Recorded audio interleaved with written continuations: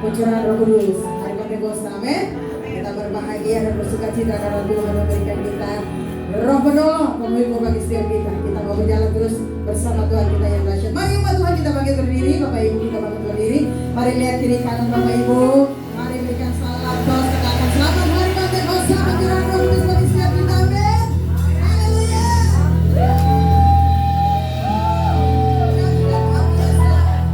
Ku nyanyi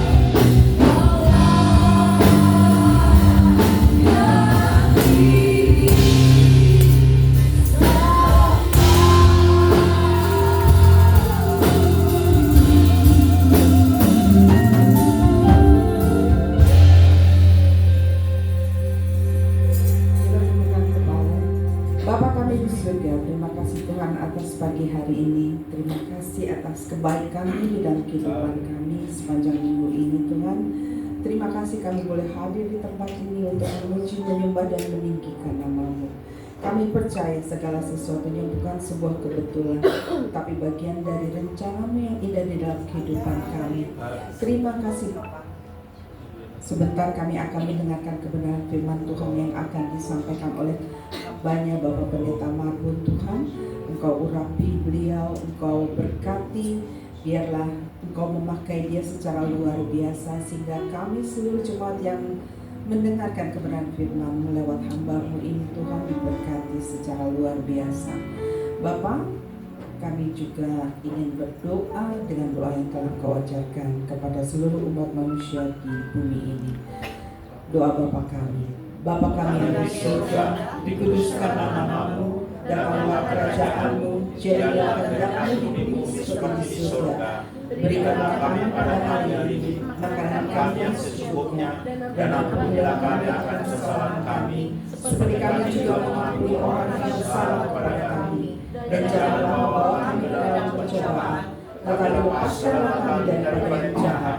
Karena Engkau yang punya kerajaan dan kuasa dan kemuliaan sampai selama-lamanya. Amin. Silakan duduk kembali Bapak Ibu. Terima kasih. Puji Tuhan. Mari kita datang di hadapan Tuhan. Kita bersyukur Tuhan Engkau baik bagi kami.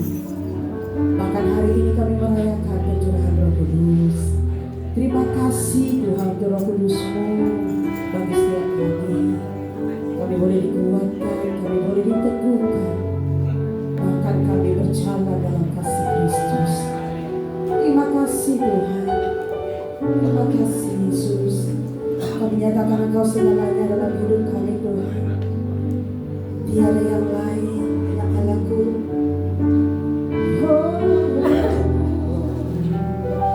Penuhi kami Tuhan.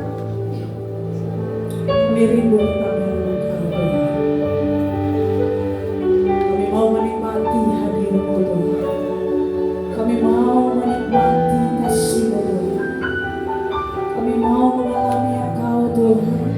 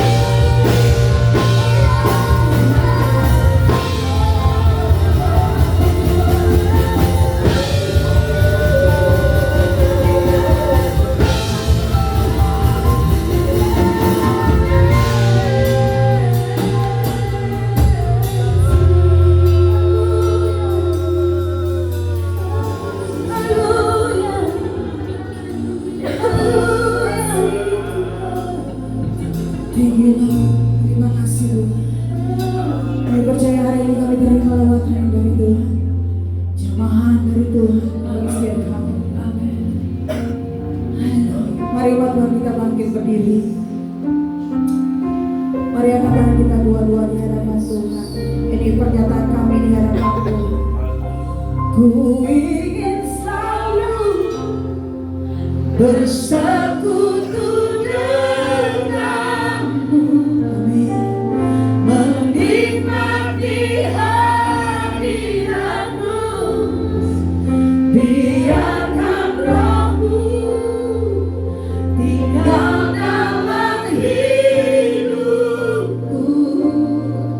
Sungguh indah bersamamu. Ku ingin selalu bersekutu denganmu. Menikmati hadiratmu. Biarkan rohmu tinggal dalam hidupku.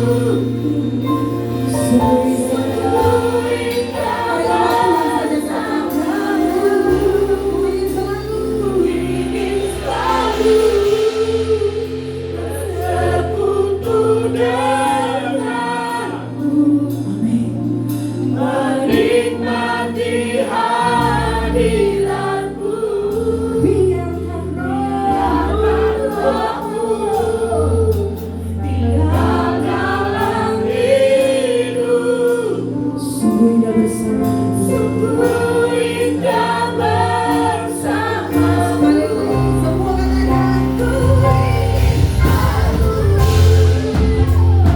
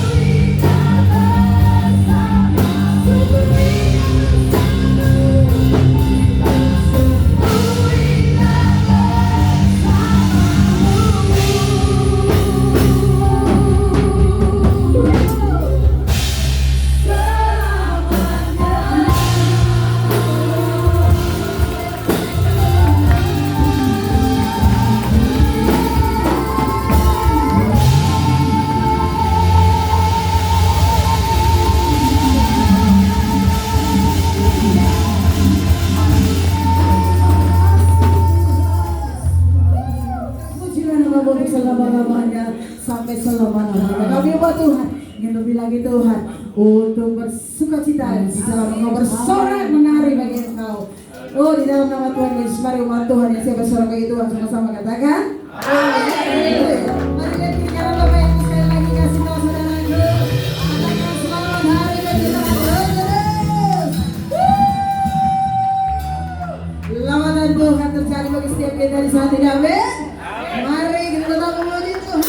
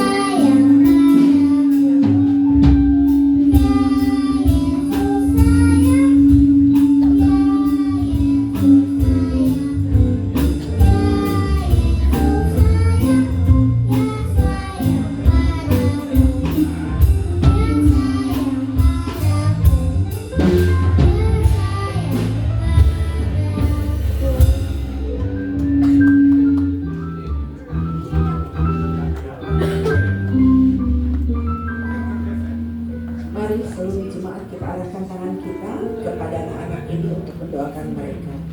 Bapa kami di surga, terima kasih Tuhan atas pagi hari ini. Kembali kami hadir di rumah-Mu Tuhan bersama anak-anak Awesome Kids yang akan mengikuti ibadah sesuai dengan umur mereka Tuhan. Berkati anak-anak ini Tuhan, biarlah mereka boleh mengerti tentang kebenaran firman Tuhan sejak usia dini, mengerti tentang kasih sayang dan anugerah serta kebaikan-Mu di dalam kehidupan mereka sejak usia dini. Berkati guru sekolah minggu mereka Tuhan, sehingga mampu mengabarkan berita baik kepada anak-anak ini, sehingga anak-anak ini tahu siapa yang berkuasa di dalam kehidupan mereka. Tuhan, Engkau juga memberkati kedua orang tua mereka Tuhan. Berkati pekerjaannya, berkati keluarganya Tuhan, berkati segala apa yang mereka lakukan sehingga mereka mampu membesarkan anak-anak ini secara luar biasa. Terima kasih Bapak, di dalam nama Tuhan Yesus. Amin. Amin. Mari beri tepuk tangan buat adik-adik kita. Selamat mengikuti ibadah Awesome Kids buat adik-adik yang manis dan ganteng-ganteng. Saat ini kita akan mengikuti Warta Gereja Minggu 24 Mei 2026. Kami mengucapkan Shalom dan selamat datang, selamat beribadah bagi Bapak Ibu semuanya. Terlebih khusus kami mau menyapa jika dari Bapak dan Ibu ada jemaat yang baru pertama kali hadir bersama-sama di gereja ini, boleh lambaikan tangannya agar dilayani oleh para hamba Tuhan dan pengerja gereja kita. Puji Tuhan, semua jemaat Tuhan yang setia. Selanjutnya, menara doa dilaksanakan pada hari Rabu pukul 20 WIB atau jam 8 malam. Masih berlangsung via Zoom, dan link Zoom akan dibagikan di grup WhatsApp jemaat. Jadi mari Bapak Ibu ambil bagian di dalam menara doa ini. Selanjutnya ada doa rantai hamba Tuhan berlangsung pukul 6 hingga pukul 8 pagi bertempat di kediaman atau rumah hamba-hamba Tuhan masing-masing. Dan ketemu kembali di dalam ibadah raya Minggu 31 Mei 2026. Ibadah sesi pertama dilaksanakan pada pukul 8 hingga pukul 10 pagi. Sesi kedua pukul 11 hingga pukul 13. Dan kedua sesi ini disertai dengan ibadah Awesome Kids. Dan ada juga ibadah youth di pukul 9.30 sampai selesai. Dan mari Bapak Ibu, terus kita mengingatkan bahwa gereja ini berdiri semua karena Tuhan, dan ada jemaat-jemaat Tuhan yang berpartisipasi, yang menabur di dalamnya. Jadi gereja ini melaksanakan persembahan di minggu ketiga. Ini kebetulan sudah berlangsung bulan ini ya, perdana di bulan ini. Terima kasih atas partisipasi dan dukungannya yang sudah diberikan lewat taburannya. Kita yakin dan percaya gereja ini akan terus ada, akan terus bertambah jiwa dan akan terus memberkati banyak orang. Mari kita sama-sama tabur untuk pekerjaan Tuhan lewat pencarian usaha dana, pencarian perpanjangan. Sebentar lagi kita akan memperpanjang. Pak Gembala kalau dibilang sebentar lagi sudah ketawa-ketawa, karena bulan Oktober hanya tinggal menghitung bulan. Kita akan membayar kembali perpanjangan ini. Berdoa, yakin dan percaya doa semua jemaat Tuhan besar kuasanya, dana akan tepat pada waktunya Tuhan sediakan. Oh ya, sebagai pengumuman tambahan, mari Bapak Ibu jemaat Tuhan, hari Sabtu kita akan mengadakan GA atau kita doa ibadah bersama di tempat ini. Kalau dulu hanya pengerja, jadi saat ini semua jemaat diajak untuk mari sama-sama kita berbagi, kita menyampaikan kesaksian. Karena kalau hari Minggu tidak ada kesaksian, jadi hari Sabtu kita keluarga demi keluarga, gereja keluarga ini berfungsi. Kita sama-sama saling menguatkan dalam ibadah ini. Mari jangan lupa jam 8 pagi tanggal 29 April, ya 29 Mei, maaf 29 Mei, saya belum pengen cepat-cepat habis. Jadi mari kita sama-sama datang ke gereja untuk kita berdoa bersama. Sekian warta gereja, Tuhan Yesus memberkati. Haleluya. Mari tetap buka hati kita. Kita mulai berkati firman Tuhan. Terima kasih Tuhan, kami percaya kalau kami ada sampai saat ini semua karena kasih-Mu, anugerah-Mu dalam kehidupan kami. Bahkan Engkau memberi Roh Kudus-Mu untuk menguatkan setiap kami untuk menjalankan hidup ini. Kami percaya Tuhan, tanpa Engkau kami tidak ada apa-apanya. Tetapi itu kami perlu Engkau Tuhan dalam hidup kami. Bahwa kami terus Tuhan menikmati hadirat-Mu, menikmati anugerah-Mu, menikmati kasih-Mu. Terima kasih Tuhan Yesus yang baik. Haleluya. Kami buka hati untuk Roh-Mu tinggal di dalam kami Tuhan. Bahwa kami ya Allahku bersama-Mu dalam kemenangan demi kemenangan. Kami memberi hidup kami untuk-Mu Tuhan. Terima kasih Tuhan. Jangan lewat setiap momen tempat ini. Jangan lalui satu pun Tuhan.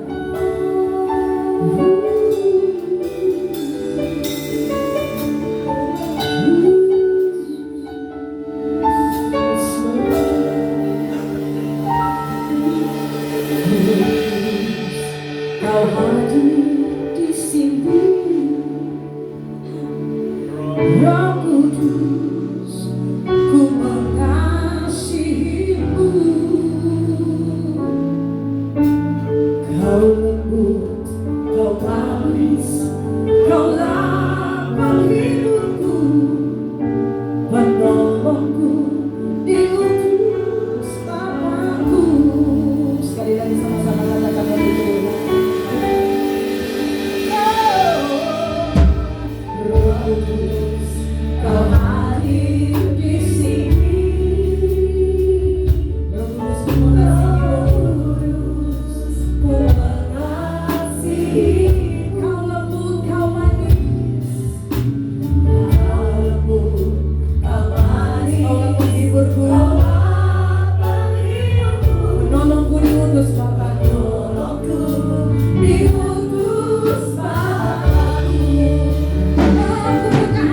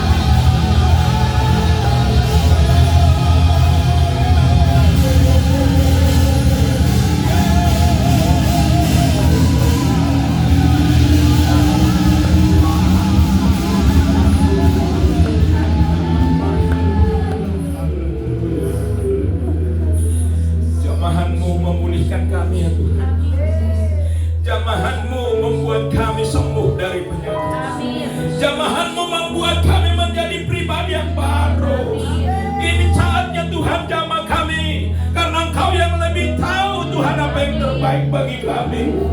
Kami sudah membuka hati kami kepada-Mu.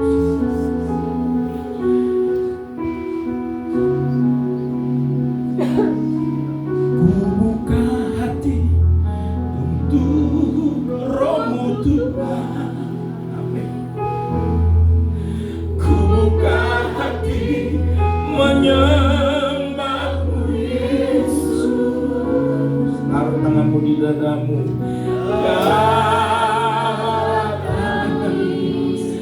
Penuhi kami dengan kuasa Allah Maha.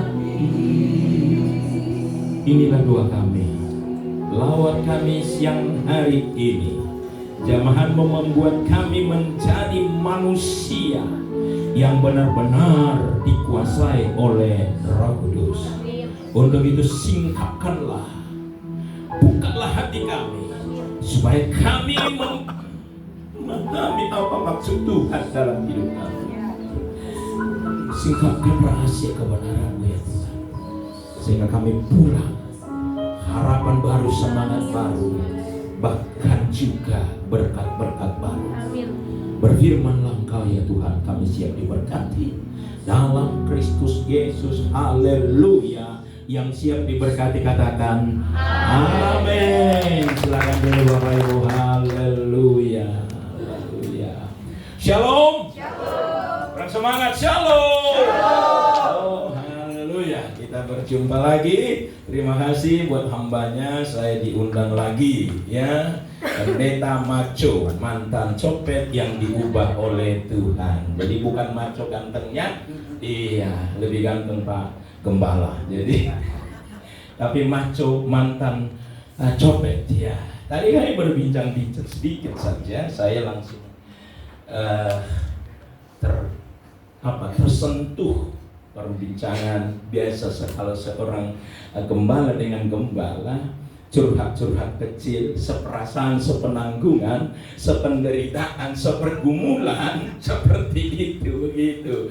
Ya karena pendeta mau curhat siapa kecuali kepada sesamanya dan kepada Tuhan dan begitu ya. Bahkan ada hal yang sama walaupun bentuknya berbeda antara beliau dengan saya. Beliau kan militer yang mengandalkan otak dengan otot. Saya preman mengandalkan otak dan otot juga. Cuman yang saya andalkan untuk dosa, begitu. Tapi beliau mengandalkan untuk menjaga negara, kan begitu. Dan samanya apa? Bahwa tidak berlaku kalau kepada Tuhan. Nah, di situ mengubah itu luar biasa beratnya Bapak Ibu. Luar biasa beratnya, bagaimana siap direndahkan, siap dihina. Seperti itu waktu saya masih muda merintis supir Metro Mini yang bertobat menghina saya. Bayangkan di situ. Wah, begini. Wah, dulu masih belum begitu lama perintisannya, belum begitu lama bertobat. Wah, masih meledak-ledak kan? Iya. Wah, meledak-ledak itu ototnya kan gitu. Dan saya tampar pasti pingsan. Itu pikiran saya. Coba bayangkan. Seorang supir Metro Mini, ya, dulu ada Metro Mini kan. Supir Metro Mini datang ibadah lalu nuding-nuding, begini, Bapak nggak harus begitu caranya, begini. Waduh. Tapi biasanya begitu. Kesuksesan seorang pria, ada wanita di belakang yang penting. Istri saya di sini, sabar. Kalau orang Batak udah emosi. Bayangkan di situ gigi pun kayak gitu. Mungkin sama aja sekali. Begitu sabar begitu. Tapi luar biasa Roh Kudus itu. Habis itu sampai dipulang di rumah Bapak Ibu. Saya puas tembok kamar saya berdarah-darah. Karena itu masih proses mengubah dari otak-otot kepada harus di-drop oleh karena sabar. sabar, kan begitu. Akhirnya minggu depannya lagi di apa namanya, apa yang ya udah sih bilang, Bapak tangannya kenapa? Oh tidak apa-apa. Itu loh, itu belum tahu di balik kisah itu loh, Bapak itu mau kuhadir sebenarnya.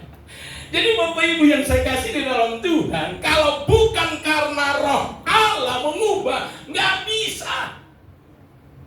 Waduh, lama proses itu. Kadang-kadang orang panggil orang bukan dari orang baik-baik, bukan dari orang biasa-biasa. Kalau orang baik-baik itu cita-cita jadi pendeta, tapi dari orang yang berbeda latar belakang itu panggilan. Rela meninggalkan, oke, apa yang kumiliki kuserahkan, tapi masalah proses penghinaan itu, belum bisa. Lu nggak ngasih gua makan, tapi kok bisa kau hina? Ngeri tuh. Saya bukan pencopet biasa, kepala geng pada pada misteri, penerima terus itu loh. Saya mau ngasih makan 9 orang itu. Kalau saya bilang gini, ambil pasti dibunuh, dihabisin. Tapi itu proses Bapak Ibu. Kita bincang di sini. Kadang-kadang saya lihat wajahnya, sudah kau rasakan kan? Seorang kolonel di mana? Itu proses. Tapi yakinlah, mukjizat itu terjadi. Itu saya alami. Ya, kalau bincang-bincang masalah tempat.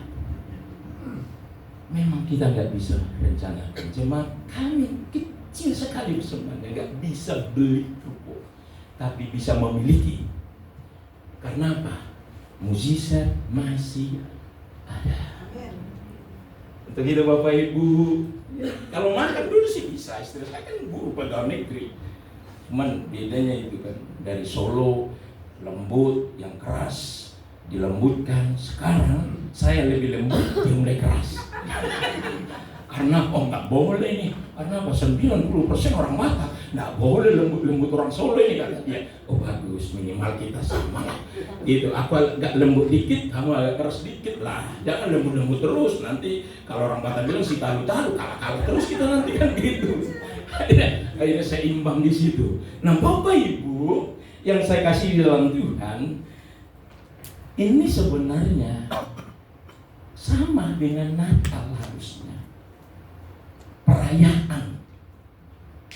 Ya, perayaan namanya pencurahan Roh Kudus. Roh Kudus itu pribadi ketiga dari Allah. Hati-hati. Kenapa perayaan Natal begitu megah?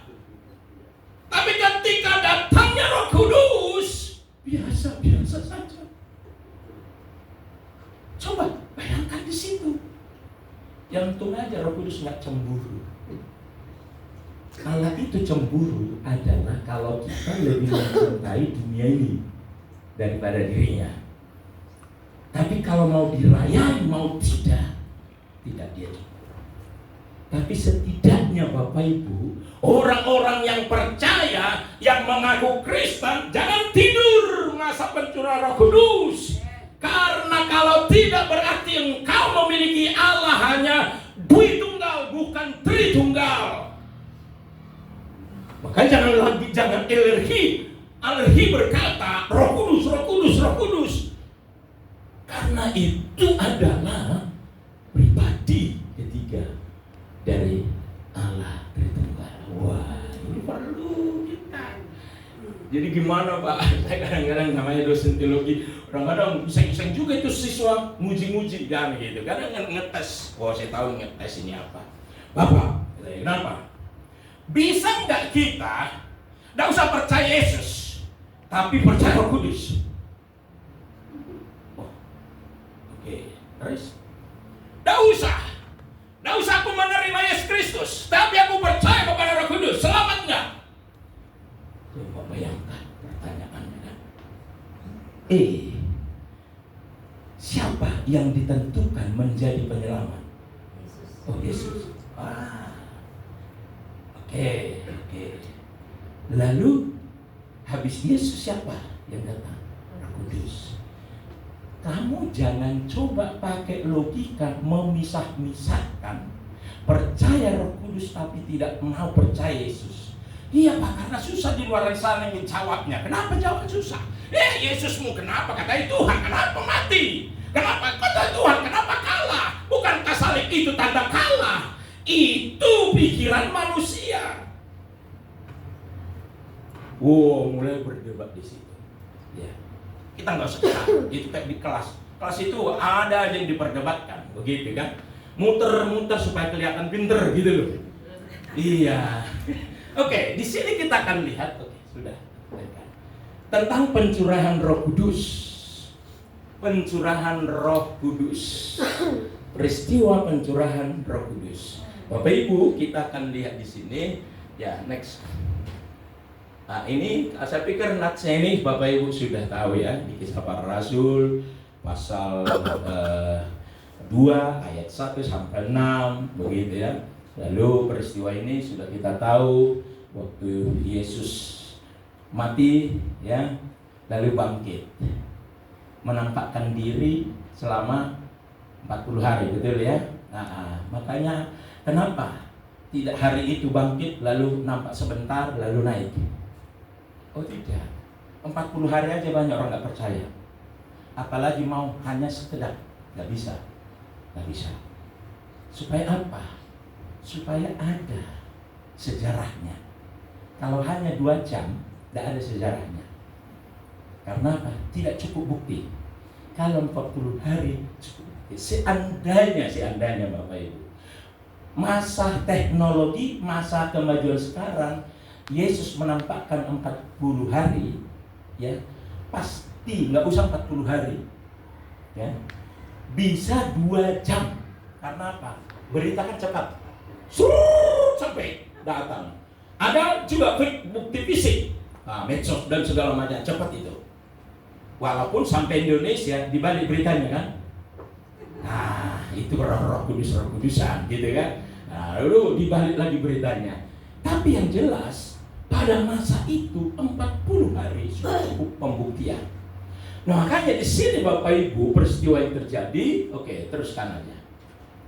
Nah ini, maka penuhlah mereka dengan Roh Kudus. Lalu mereka mulai berkata-kata dalam bahasa lain, seperti yang diberikan oleh Roh itu kepada mereka untuk mengatakannya. Ayat 5, waktu itu di Yerusalem diam orang-orang Yahudi yang saleh dari segala bangsa di bawah kolong langit. Ketika turun bunyi itu, berkerumunlah orang banyak. Mereka bingung karena mereka masing-masing mendengar rasul-rasul itu berkata-kata dalam bahasa mereka sendiri. Ya, kalau ada orang Batak pasti ada yang berkata-kata orang Batak. Ya, jadi dia berkata-kata orang-orang Yahudi ini sesuai dengan suku bangsa yang hadir saat itu. Ada Partia, ada Arab, dan ada banyak sekali hadir waktu itu. Terus, nah ini hari Pentakosta adalah perayaan tahunan pada musim semi di mana orang Yahudi mempersembahkan buah pertama dari hasil panen kepada Allah. Ini ada fakta sejarahnya dari Keluaran. Pada awalnya orang Yahudi menyebutnya juga dengan hari raya panen dan hari raya mingguan. Next. Mereka merayakannya pada hari ke-7 minggu, hari 7 minggu yang didahului sebelum oleh perayaan Paskah. Allah menerima panen, ini makna teologinya. Allah menerima panen baru, yaitu orang-orang percaya pada hari Pentakosta. Kata Pentakosta adalah transliterasi dari bahasa Yunani yang artinya 50. Perayaan ini jatuh pada hari ke-50 setelah hari Paskah. Pada hari itu juga, hari Paskah itu hari kematian. Kalau kita hitung-hitung semuanya, mulai dari kebangkitan, ada penampakan 40 hari, 10 hari kemudian, yang itu berdoa, ya mereka menanti hari penantian 10 hari, baru hari ke-50. Kalau itu jatuhnya persis hari ini. Itulah hari disebut hari Pentakosta. Pada hari itu semua laki-laki orang Yahudi harus hadir di bait suci menurut Keluaran 34. Terus orang Yahudi yang tinggal kurang lebih 22 km dari Yerusalem harus datang menghadiri acara ini. Biasanya perayaan ini diadakan pada akhir Mei atau awal Juni. Oleh sebab itu pada hari tersebut banyak orang-orang Yahudi berkumpul. Lihat, kurang lebih 22 km datang ke Yerusalem. Ada nggak orang Kristen hanya 10 meter dari gereja nggak datang pada hari Pentakosta? Artinya mana kepedulian tentang iman? Ini dari 25 km loh. Mereka meninggalkan semua datang ke Yerusalem untuk merayakan itu. Padahal itu gambaran nubuat tentang pencurahan Roh Kudus. Roh Kudus belum turun pada masa itu. Hanya terus menerus diperingati. Kisah Para Rasul 25, waktu itu di Yerusalem diam orang-orang Yahudi yang saleh dari segala bangsa di bawah kolong langit, atau yang diaspora. Bapak Ibu, pertanyaannya adalah tujuan pencurahan Roh Kudus atau turunnya Roh Kudus itu untuk apa? Karena masa kosong, ingat waktu Yesus naik, ya masa kosong 10 hari. Masa kosong ini 10 hari, makanya namanya 10 hari berdoa menantikan pencurahan Roh Kudus. Semua berdoa, angkat tangan. 10 hari. Masa sih makan pun tidak berdoa? Ya berdoa, Pak, makan pagi, hari pertama, makan siang, hari kedua, berdoa ya. Oke, nggak apa-apa, karena nggak diharuskan. Iya, tapi bukan berarti harus diharuskan. Segala yang diharuskan itu bisa keterpaksaan, kan begitu. Oke, tujuan turunnya Roh Kudus itu yang mau kita nikmati pada pagi hari ini. Yang pertama, untuk mendiami hidup orang percaya secara permanen. Bapak Ibu, di dalam perjanjian lama ini konsepnya. Di dalam perjanjian lama, Roh Kudus itu tidak tinggal diam permanen bagi orang percaya atau orang Yahudi. Dia adalah temporal, bisa masuk, bisa keluar. Masa gitu, Pak? Nah, kalau orang Yahudi didiami Roh Kudus secara permanen, pasti orang Yahudi secara nasional sudah percaya ya. Ayo, kan begitu. Sampai sekarang tidak. Jadi di sini dikatakan, jadi peristiwa itu penting sekali. Jadi orang-orang yang menerima Yesus sebelum pencurahan Roh Kudus itu, itulah yang didiami pada masa itu. Maka penuhlah mereka dengan Roh Kudus. Lalu mereka mulai berkata-kata dalam bahasa-bahasa lain seperti yang diberikan oleh Roh itu kepada mereka untuk mengatakannya. Peristiwa itu luar biasa, tidak masuk logika, tidak masuk dalam pikiran, tapi ini terjadi pada masa itu untuk mendiami hidup orang percaya secara permanen. Buktinya mana? Paulus bilang apa? 1 Korintus 6 ayat 9. Atau tidak tahukah kamu, kita baca bersama-sama, bahwa tubuhmu adalah bait Roh Kudus yang kamu peroleh dari Allah, dan bahwa kamu bukan, garis bawahi, diam, nggak numpang, nggak mampir sebentar.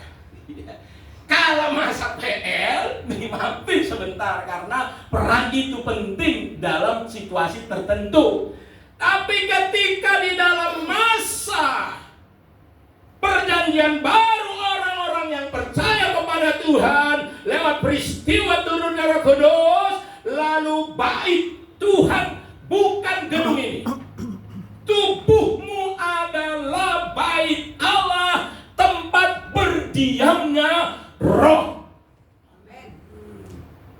Makanya jangan berkecil hati ketika orang melihat engkau dianggap rendah. Katakan, jelek-jelek begini ada Roh Kudus di dalam. miskin-miskin begini jangan kau hina saya. Ada Roh Kudus di dalam. Karena apa? Diamnya Roh Kudus tidak ditentukan apa yang kita miliki. Diamnya Roh Kudus tidak ditentukan masalah kesehatan kita. Diamnya ditentukan adalah karena kita percaya menerima Yesus sebagai Tuhan dan Juru Selamat. Makanya kamu bukan milik kamu sendiri. Ada dua yang memiliki hidupmu, yaitu dirimu sendiri dan Allah kita. Enggak Pak, tiga. Siapa? Suamiku. Ketika engkau bilang, berhenti bernapas, bukan lagi. 2 bulan lagi sudah ada miliknya lagi. Yuk hidup sampai mati pun milik Kristus. Ini luar biasa. Dia mendiami hidup orang percaya secara permanen. 1 Yohanes 4 ayat 4. Kamu berasal dari Allah, anak-anakku. Kamu telah mengalahkan nabi-nabi palsu itu. Sebab 2-3 Roh lebih besar. Iya. Ingat ada 3 roh. Roh iblis, roh kita, roh Allah. Jadi kalau di ya, kalau kita baca Matius 4 ayat 4 dia bilang apa? Manusia hidup bukan dari roti saja, tapi dari segala firman yang keluar dari mulut Allah. Artinya hidup ini bukan dari makanan saja. Berarti ada 2 ruang. Ruang kebutuhan jasmani, ruang kebutuhan rohani. Nah, ruang kebutuhan rohani itulah yang diisi. Kalau tidak diisi, ada 2 roh bisa masuk. Rohmu menguasai atau roh setan. Makanya kadang-kadang kalau ada di rumah, nggak ada apa, nggak hujan, nggak panas, langsung kayak orang istri kayak Ritik gitu. Apa namanya? Ritik itu apa? Nggak tahu Ritik. Lihat bapak nggak tahu. Nanti pakai lagi khotbah. Kamu Ritik kamu. Itu bahaya. Ritik itu pesong. Pesong itu pokoknya stres. Kok orang nggak jelas gitu loh. Ada kadang-kadang begitu kan di rumah dan gitu nggak ada ya. Betul, Bapak di mana sih? Ada apa? Ada apa? Tunjukkan segopok uang. Langsung dia. Begitu. Itu tidak ada di sini, men. Coba di sini. Roh yang ada padamu. Roh sebab roh yang ada di dalam itu. Bukan di samping. Di dalam, artinya persis seperti Paulus katakan, tubuhmu adalah bait Roh Kudus yang diam di dalam kamu. Itu tujuan pertama, mendiami orang-orang percaya di era Yesus Kristus dan selanjutnya. Jadi nggak bisa sembarang disentuh apapun. Mendiam secara permanen. Makanya Bapak Ibu, jangan berikan tidur Roh Kudus itu. Ya situ. Maka penuhlah mereka dengan Roh Kudus. Jadi begini, orang percaya itu semua didiami Roh Kudus, tapi tidak semua dipenuhi. Itu dia. Makanya bagaimana supaya dipenuhi? Itulah perlu gerakan rohani. Berbuat sesuatu melayani Tuhan, berbuat sesuatu untuk Tuhan. Kita akan dipakai Tuhan dengan penuh kuasa Roh Kudus. Itu namanya Roh Kudus bekerja. Kalau hanya diam, nah ini masalahnya.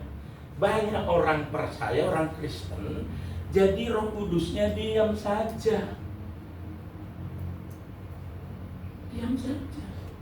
Padahal apa kata nubuat Yoel yang digenapi di Kisah Para Rasul? Ya, anak-anak muda akan bernubuat, para hamba akan mengadakan mukjizat. Semua artinya ada gerakan. yang luar biasa. Ini perlu kita tahu. Jangan berkecil hati. Roh Kudus ada, berdiam secara permanen di dalam hidupmu. Makanya disebut Roh Kudus itu penolong, menolong engkau ketika engkau sudah tidak berdaya. Tadi lagunya kan enak tuh. Roh Kudus, kau hadir di sini. Ada masalah di perusahaan? Roh Kudus, kau hadir di sini. Jamahlah saya, penuhi saya. Terjadi mukjizat. Amin.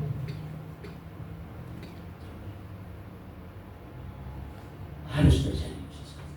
Saya sempat bilang ada dua sih gereja ini sekarang. Aku bilang kepada ada orang tidak percaya mukjizat, ada gereja nggak yang percaya mukjizat. Gimana itu? Ya, gereja yang salah membangun gereja, kita harus buat iuran per bulan, begitu pukul rata. Yang miskin tetap ada iuran gereja untuk pembangunan. Akhirnya ketika tidak mampu iuran itu sampai bertahun-tahun tidak jalan-jalan. Itu kurang batul. Ada yang apa? Berdoa buat timnya di sana supaya Roh Allah mengadakan mukjizat. Ini mukjizat terjadi.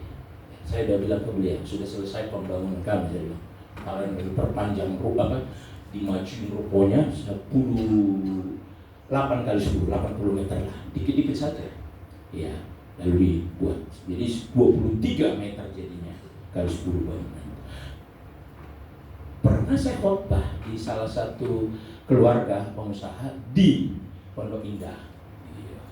Diundang, rupanya dengar ada katanya Bapak Pendeta Maco, apa maksudnya Ibu? Iya, mantan copet. Oh iya, kenapa Bu? Ya, kami mau undang di persekutuan keluarga pengusaha. Oh iya? Oke, kasih alamat datang sana. Habis itu persekutuan. Itu Bapak Ibu hati-hati. Ya, sepanjang daripada HP, dompet dipegang. Karena apa? Pengkhotbah ini ahli dalam copet, apalagi tambah Roh Kudus. Nanti ketika saya katakan, Bapak Ibu gak sadar, persembahkan semua isi dompetnya, nanti saya akan bawa pulang. Habis itu pada segala macamnya. Seminggu kemudian Pak, Pak, minta nomor rekening gereja. Kelewat dikit kan? Ya harusnya saya gitu kan, rekening apa gereja gitu kan? Lewat. Oh iya. Sorenya Pak, lumayan 25 juta. Itu pembangunan. Kalau 25 juta berapa orang nih? Wah, jangan langsung menghindar. Jangan. Biasanya kita, apa yang kita miliki, kita pura-pura diam. Padahal kalau ditanya angka itu paling, ya, ingat. Orang nggak sekolah ada 3 kepintarannya. Pintar menghitung miliknya, ya kan? Pasti tahu dong isi nomor rekeningnya, ini apa pura-pura masnya yang di rumah, tahu gitu. Kedua, pintar menghitung kebaikannya. Pasti dong, saya paling baik gitu. Dulu nggak tahu diri, udah tolong gitu. Lalu juga pintar mengingat-ingat kesalahan orang. Nggak usah sekolah, nggak perlu sekolah itu. Gitu. Bayangkan, 25 juta. Dari siapa itu? Dari siapa? Coba berani dia tanya ke saya, dari siapa? Saya bilang, harusnya kamu 26 juta dong. Orang nggak kita kenal aja memberi 25 juta. Tapi nggak ditanya, saya takut dia. Coba, saya bayangkan ibu ini luar biasa menginvestasikan yang dimiliki untuk pekerjaan Tuhan. Saya dengar Bapak lagi membangun. Dia dengar bukan dari saya loh. Coba. Memang ini tidak seberapa. Dalam hati saya, iya Bu, kalau 20 orang. Sini lebih dari 20 kan? Loh janganlah. Ya, oke, enggak apa-apa. Minimal mendoakan. Sukses. Jadi Bapak Ibu, luar biasa. Ini luar biasa. Katakan itu. Roh yang ada di dalam kamu lebih besar daripada roh yang ada di dunia ini. Kalau dia lebih besar, bisa mematahkan segala niat jahat, bisa juga mendatangkan berkat buat Bapak Ibu untuk mencukupkan segala yang kita miliki. Ini pentingnya kita tahu Roh Kudus mendiami hidup saudara. Yang kedua, tujuan yang sebelum tujuan kedua, hubungan Roh Kudus dengan orang percaya terjadi pada hari Pentakosta ini. Kedatangan Roh Kudus ke dunia untuk mendiami orang percaya secara permanen. Itu betul. Kedua, tanda untuk permulaan wadah baru yang berelasi dengan Kristus. Kalau dulu kan bait suci kiblatnya, sekarang gereja ini, yaitu Kristus, gereja yang adalah tubuh. Gereja, mau saya kasih tahu Bapak Ibu, jangan coba-coba katakan bait suci sama dengan gereja. Gak sama. Bait suci itu kiblatnya orang Yahudi. Gereja adalah orang-orang yang percaya, yang namanya kepalanya adalah Yesus Kristus. Lalu hubungkan dengan orang Israel sama Yahudi, dia akan menolak. Yesus itu bukan Tuhan bagi mereka kalau nasionalnya. Ini kita. Jadi kita ini namanya tubuh Kristus. Kitalah yang disebut gereja. Kepalanya adalah Yesus. Gedung bisa hancur, kita boleh pindah, kita boleh tetap di sini, tapi tubuh Kristus tetap tidak bisa dirubuhkan. Inilah kita. Makanya berdiam Roh Kudus secara permanen. Yang ketiga, orang-orang percaya yang dipersiapkan pada hari Pentakosta dipenuhi oleh Roh Kudus, meneguhkan iman dan panggilan untuk memberitakan amanat agung. Beritakanlah Bapak Ibu. Nggak usah lihat, dia nggak mungkin percaya. Kenapa? Saya lihat mukanya seram. Jangan takut. Ya, banyak orang gitu. Pak, nggak usah, nggak mungkin dia percaya Yesus, nggak mungkin. Kenapa? Saya lihat sih dari kejahatannya, nggak mungkin. Hati-hati bicara begitu. Waktu saya perintisan Pak, setiap orang yang ada miring-miring begini. Ini narkoba, saya tahu tuh. Ini narkoba, ini habis mabuk, ini harus dilayani. Kenapa? Dia itu penakut. Loh, kalau minum baru berani. Kalau narkoba baru berani, itu penakut. Itu dia lagi. Makanya banyak orang dulu miring-miring mendapat. Pak nggak salah, itu kan sering di gang 5 itu nongkrong.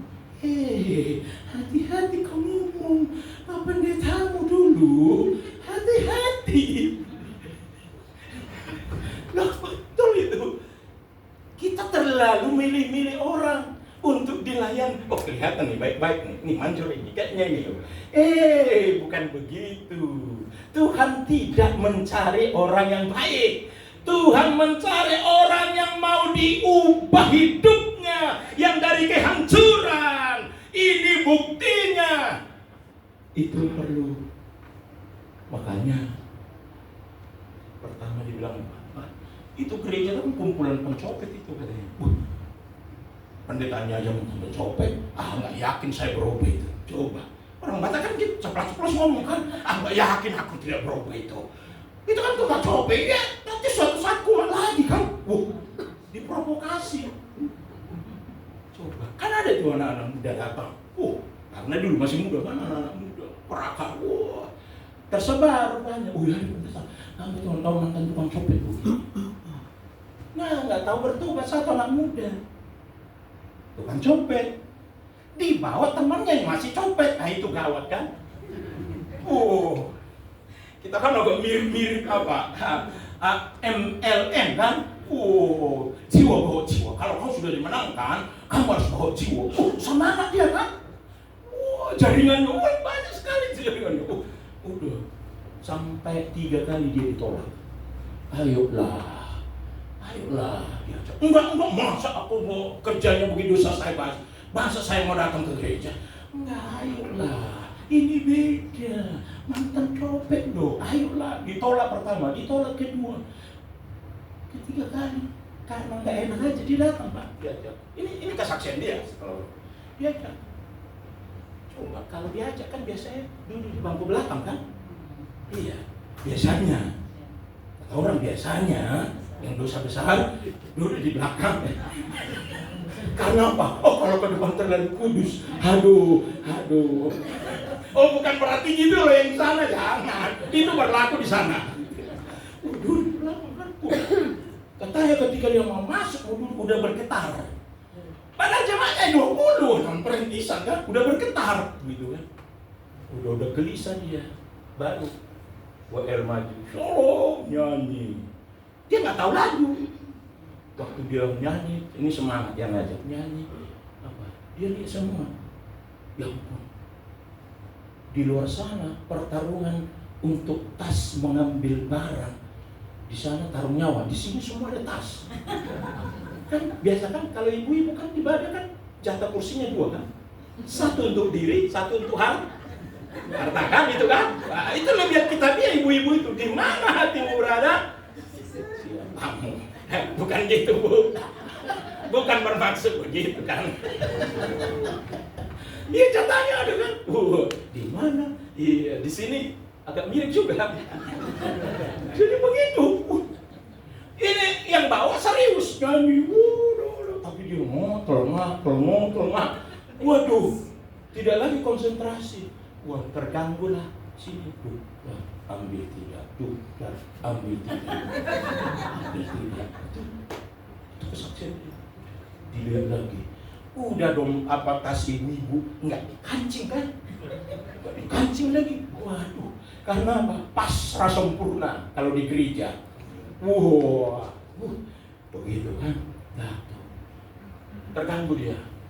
Pas habis WL, kan habis WL dikasih ke khotbah.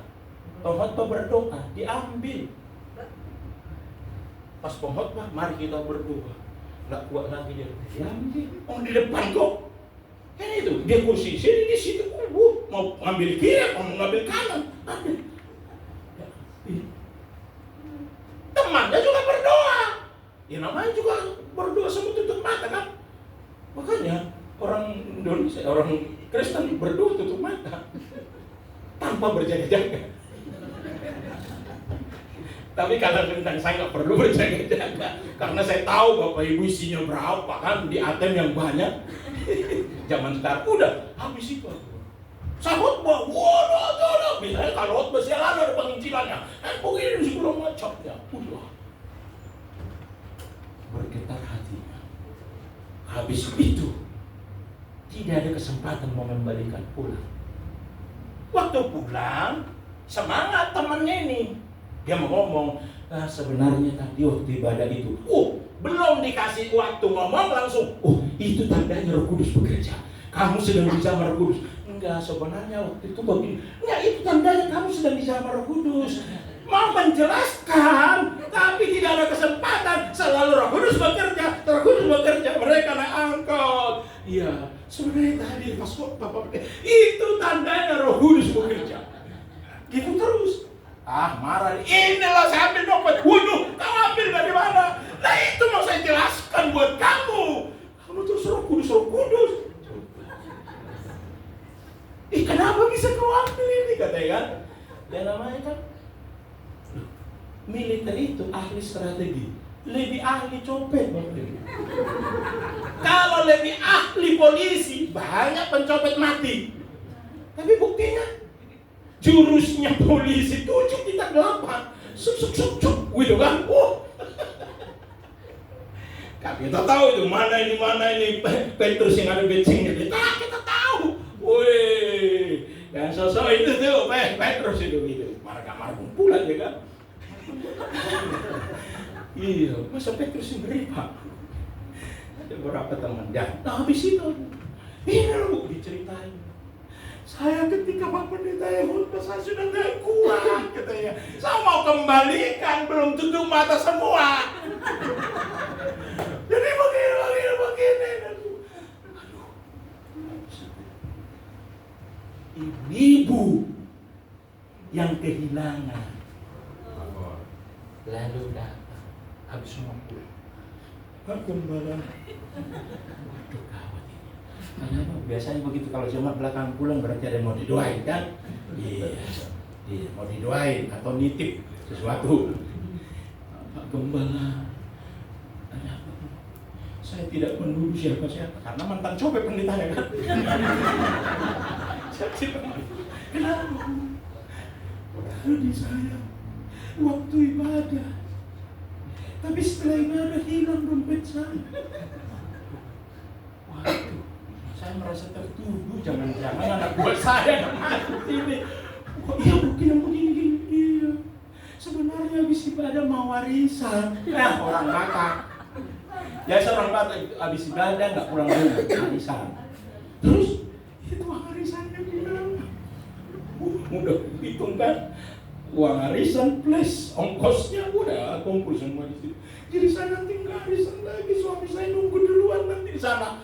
Waduh gawat. Apa yang kira-kira pendeta buat? Pendeta nggak mungkin. Berapa uang itu? Maksud pendeta nggak usah apa. Kita berdoa saja. Hanya itu ya pendeta. Iya, senjata pamungkas. Kita berdoa saja. Kiranya segala dapat. Jadi kita berdoa. Habis itu, jadi saya nggak arisan lagi, nggak usah arisan itu, pulang aja. Nanti ibu arisan, saya pikir kalau arisan nanti ceritain nanti di arisan. Kau siapa pendetanya itu? Iya, dia mantan cowok. Wah, pantas itu anak buahnya, pasti anak buahnya. Repot kan? Habis itu.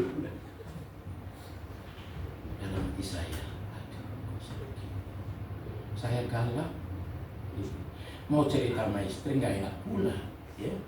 Waktu itu kan gajinya aja membiayai sama kan, kamu cuma 20 orang, gimana? Iya bapak tahu kan, ngajar di kampus, kadang-kadang, iya udah tahu lah. Hanya kata-kata terima kasih Pak sudah mengajar. Karena Pak dosen pun siswa pun tidak pernah bayar, gitu ya. Jadi ngeri.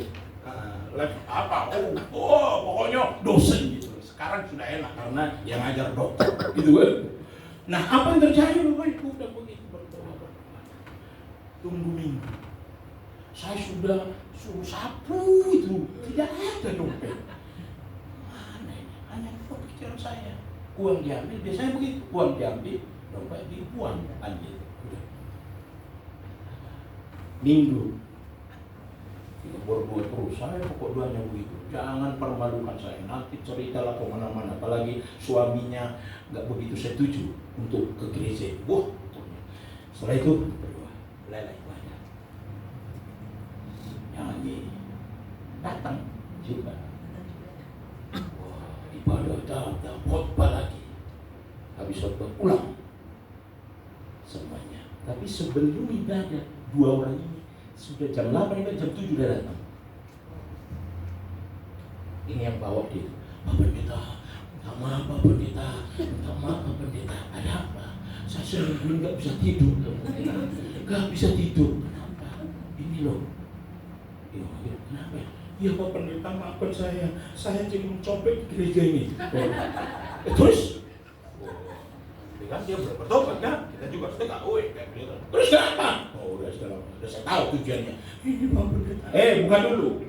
Utuhnya itu uang. Oh tidak ada sama sekali disentuh. Iya kalau dompet utuh kan uang nggak ada. Udah semuanya kembali. Dalam hati saya lega. Daripada habis ibadah ini juga yang dua jadi lega. Terus pulang. Saya bilang, Ibu tunggu dulu ya. pulang duluan. Nanti ada berita bagus kan? Bu, silakan. Kira-kira ini enggak mungkin. Oh iya Pak, ini Pak. Gimana isinya Pak? Nah, orang Batak kan? Ya kan? Isinya Pak. Itu kan? Pokoknya itu bukan KTP ya maksudnya. Isinya. Kemana? Oh bukan, ibu hitung. Dulu 350.000 kan udah banyak tuh. Kayak 3.500.000 itu. Syuk. Oh itu Pak, oh itu Pak. Nah, ini dari mana Bapak dapat? Mulai kan tertuduh kan? Kok bisa di tangan Bapak?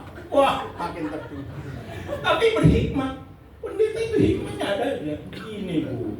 Iya. Ternyata dompet ibu jatuh.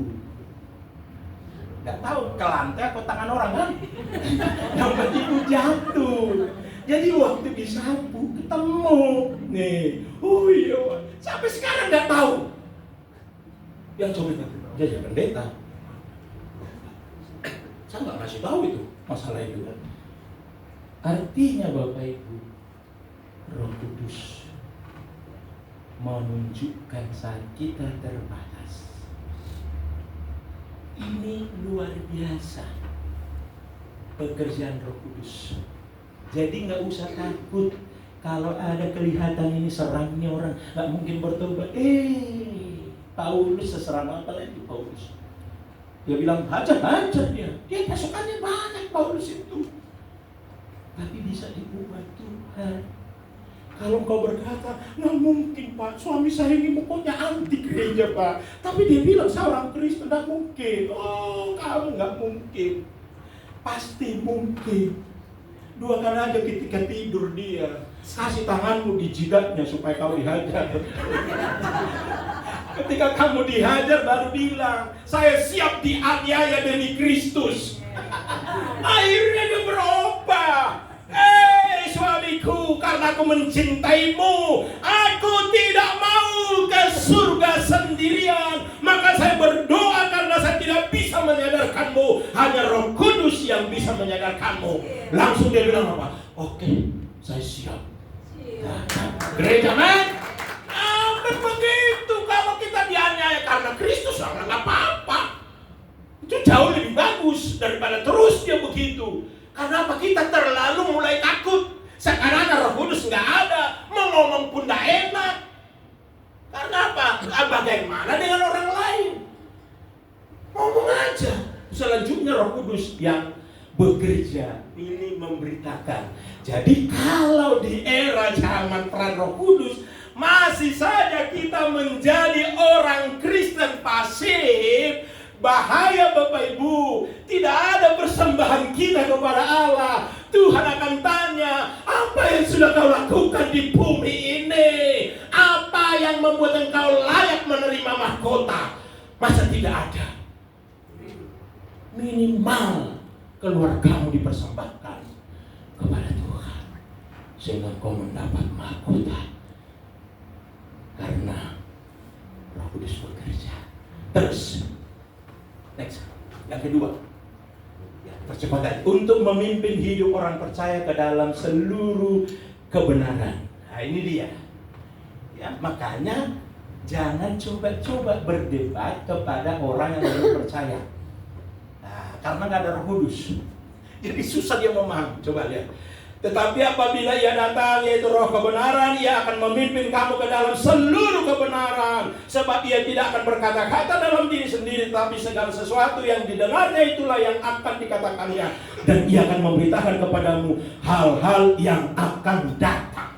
Makanya Bapak Ibu yang saya kasih di dalam Tuhan, kalau Roh Kudus ada di dalam hidup kita gampang mencerna firman.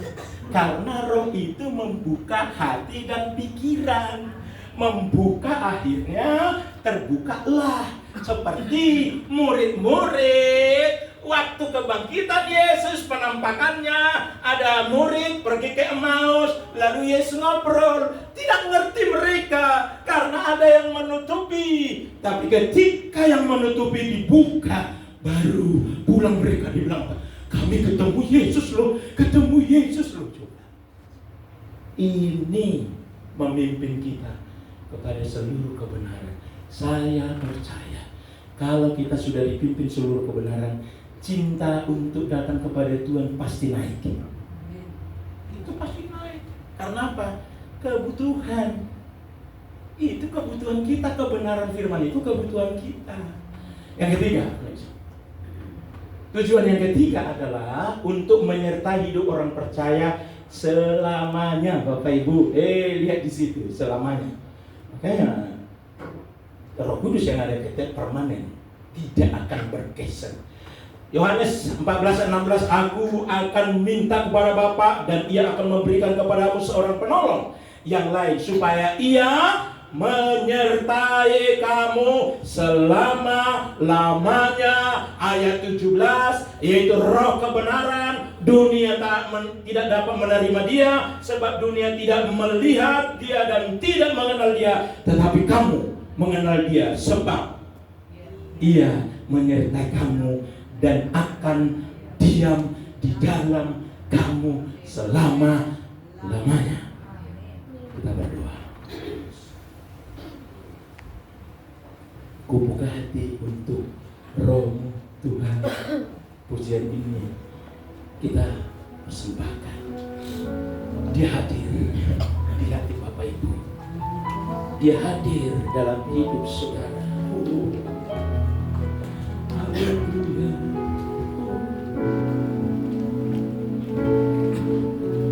Roh Kudus, Kau hadir di sini. Roh Kudus, Ku mengasihimu. Kau lembut, Kau manis, Kaulah penghiburku, penolongku diutus Bapa. Katakan Roh Kudus, Roh Kudus, Kau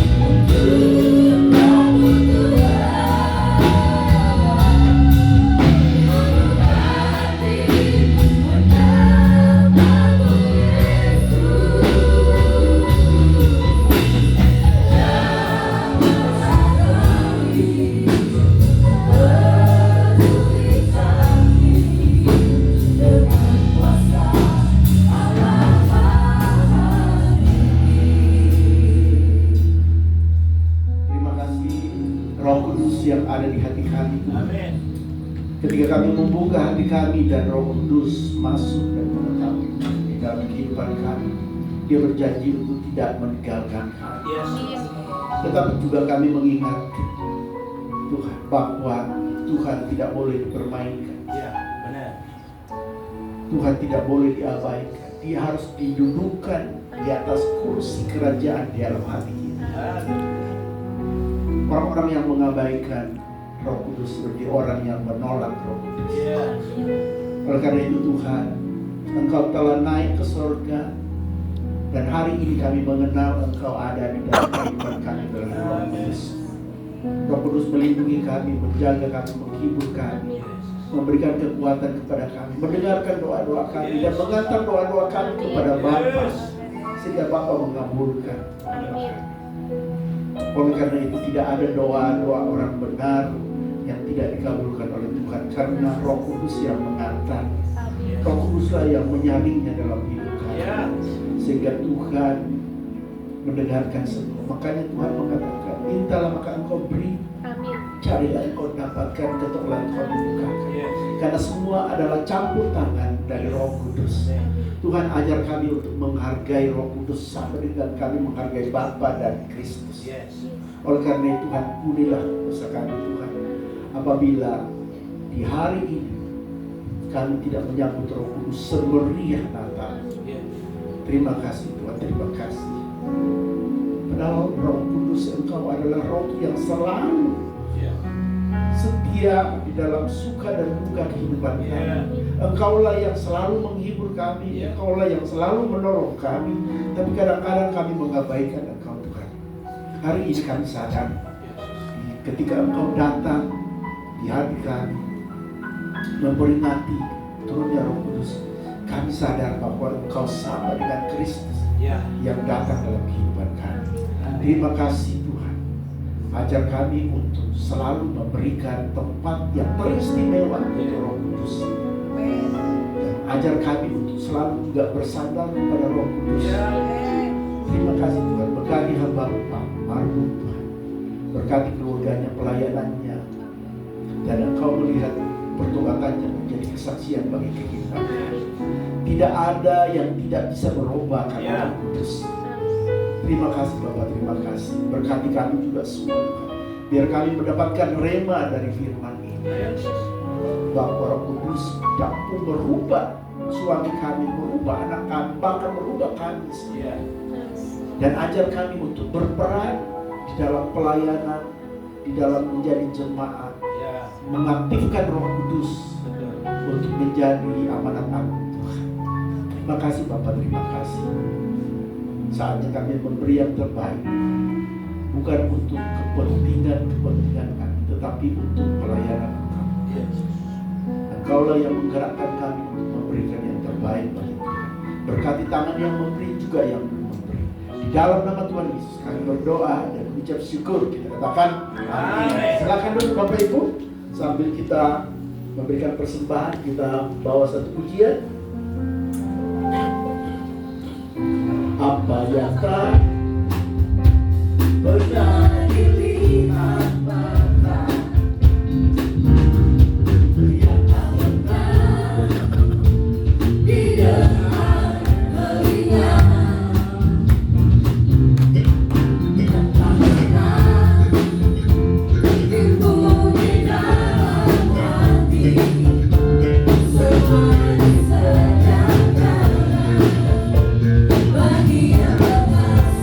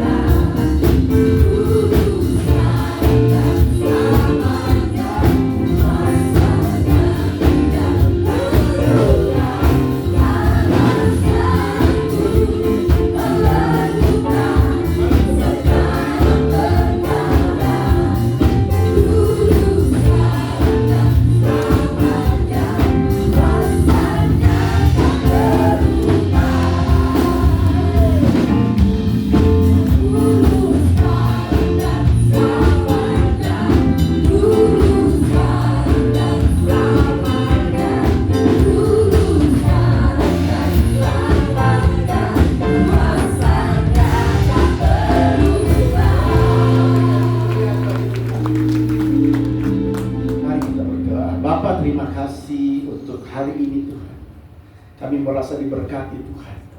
Biarlah masing-masing kami mendapatkan rema Tuhan. Dan hari ini kami menempatkan 3 pribadi dan 1 sifat, ketiga Tritunggal, Bapa, Anak, dan Roh Kudus dalam kehidupan kami. Kami bisa menghargai Bapa, menghargai Kristus, dan menghargai Roh Kudus sama dalam kehidupan kami, karena ketiga-tiganya adalah tunggal. Terima kasih Tuhan, berkati kami Tuhan. Biarlah firman ini menjadi rema dalam kehidupan kami. Kami berdoa untuk bangsa dan negara kami, pemerintah, presiden, wakil presiden, para menteri, para DPR, DPD, para penegak hukum, hakim, polisi, dan jaksa, penasehat hukum, dan juga penjaga keamanan TNI, pelaku ekonomi, pelaku bisnis, pelaku kesehatan, pelaku pertanian, semuanya membawa kesejahteraan bagi bangsa ini. Biarlah pemerintah kami menjadi pemerintah yang takut akan Tuhan dan jujur dan berpihak pada rakyat. Negara ini Engkau lindungi dari segala macam perang, dan kami berdoa untuk perang saat ini Tuhan, biarlah selesai dengan yang Tuhan kehendaki. Juga Engkau memberkati kami semua Tuhan, keluarga kami, pergumulan kami, ekonomi kami, pendidikan anak-anak kami, kesehatan kami, apapun Tuhan, Engkau memberkati keluarga kami. Juga seluruh gereja yang pada saat ini Engkau memberkati seluruh gereja, khususnya gereja di tempat ini. Engkau tahu apa yang menjadi kerinduan kami. Sebelum kami menyampaikan, Tuhan sudah tahu. Oleh karena itu Tuhan, berkati gereja kami untuk tetap melayani Engkau. Berikan hati yang penuh dengan Roh Kudus, sehingga kami rindu untuk selalu bersama-sama di rumah-Mu yang kudus. Terima kasih Bapak, saatnya kami akan kembali ke rumah masing-masing. 1 minggu ke depan kami serahkan hidup kami ke dalam tangan-Mu. Engkaulah yang menuntun kami, Roh Kudus bersama dengan kami. Terima kasih Bapak, terima kasih. Saatnya kami akan pulang, dan kekasih-kekasih Tuhan, umat pilihan Tuhan, mari angkat tanganmu dan terimalah berkat Tuhan. Tuhan memberkati engkau dan melindungi engkau. Tuhan menyinari engkau dengan wajahnya dan memberi engkau kasih karunia. Tuhan menghadapkan wajahnya kepadamu dan memberi engkau damai sejahtera, kasih karunia dari Allah Bapa, anugerah keselamatan dari Yesus Kristus, pertolongan, kekuatan, penghiburan dari Roh Kudus menyertai kehidupan saudara dan saya hari ini sampai Maranatha, Tuhan datang menjemput kita. Di dalam nama Tuhan Yesus kita katakan amin. Berikan kemuliaan bagi Tuhan. Silakan duduk, sangat teduh. Terima